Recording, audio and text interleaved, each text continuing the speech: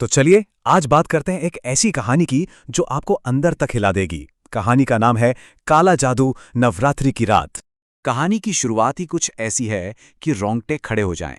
सोचिए, नवरात्रि की रात है, रात के 12 बजे किसी ने दरवाज़ा खटखटाया और जब दरवाज़ा खोला तो बाहर कोई नहीं था सिवाय एक गुड़िया के जिसमें सुइयां चुभी हुई थीं। और ठीक उसी वक्त अंदर से एक बच्चे की चीख सुनाई दी। तो ये कहानी शुरू होती है नवरात्रि की एक पावन रात से, जहां एक तरफ पूजा पाठ का माहौल है, वहीं दूसरी तरफ एक माँ का दिल अपने बच्चे के लिए तड़प रहा है। नवरात्रि की रात थी। पूरा गांव दियों से रोशन था, लेकिन एक घर में अंधेरा था। एक माँ सुशीला अपने 10 साल के बेटे लक्ष्य के लिए कुल देवी से प्रार्थना कर रही थीं। पता है, लक्ष्य को एक अजीब सी बीमारी ने घेर लिया था। एक ऐसी बीमारी जो डॉक्टरों की समझ से भी बाहर थी।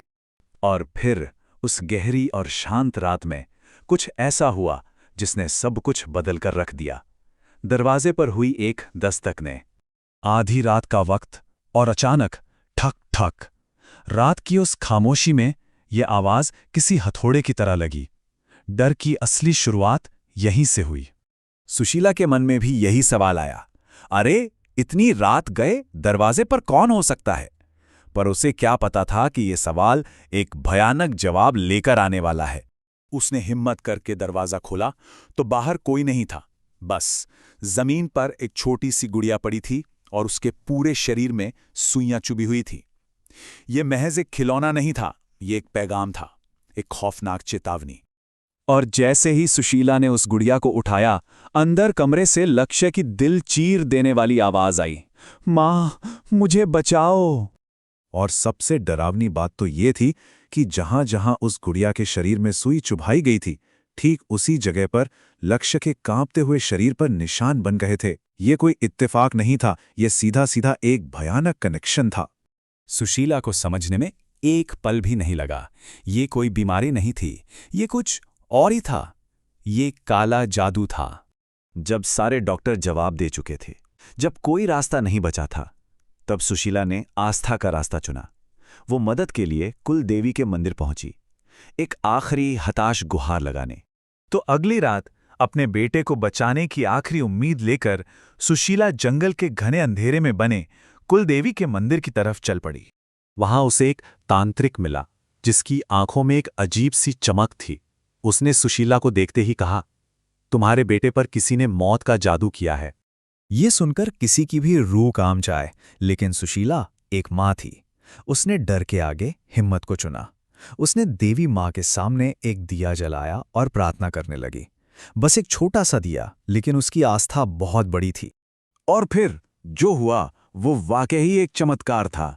अचानक तेज हवाएं चलने लगीं। वो गुड़िया जिसे सुशीला अपने साथ लाई थी, अपने आप धूं धूं करके जलने लगी। और ठीक उसी पल दूर से किसी औरत की दर्द भरी चीख गूंजी। तो सवाल यह है कि वो चीख किसकी थी और इस सारे काले जादू के पीछे आखिर था कौन? वजह बहुत पुरानी और इंसानी थी, जलन की आग। जब सुशीला घर लौटी तो उसने देखा कि लक्ष्य की हालत में सुधार हो रहा था। उसका कांपता शरीर अब शांत था, मतलब श्राप टूट रहा था। और जल्द ही पूरे गांव के सामने सच्चाई आ गई। ये सब किसी और ने नहीं, बल्कि सुशीला की अपनी ही पड़ोसन का किया धरा था। और वजह सिर्फ जलन, एक बहुत ही आम लेकिन उतनी ही जहरीली भावना। इस एक रात ने उस पूरे गांव को हमेशा के लिए बदल दिया। और इस कहानी का अंत हमें एक बहुत बड़ी सीख देता है। उस भयानक रात के बाद उस गांव में फिर कभी किसी ने काला जादू करने की हिम्मत तक नहीं की। यह सिर्फ देवी का डर नहीं था, बल्कि इस बात का एहसास था कि इंसानी नफरत और जलन कितने खतरनाक हो सकते हैं। क्योंकि सब जान गए थे कि कोई है जो हमेशा देख रहा है। कुल देवी सब देख रही हैं। ये कहानी इसी ख्याल पर खत्म होती है कि दुनिया का सबसे बड़ा डर शायद किसी बाहरी शक्ति का नहीं, बल्कि हमारे अंदर छुपी उस नफरत और जलन की आग का है।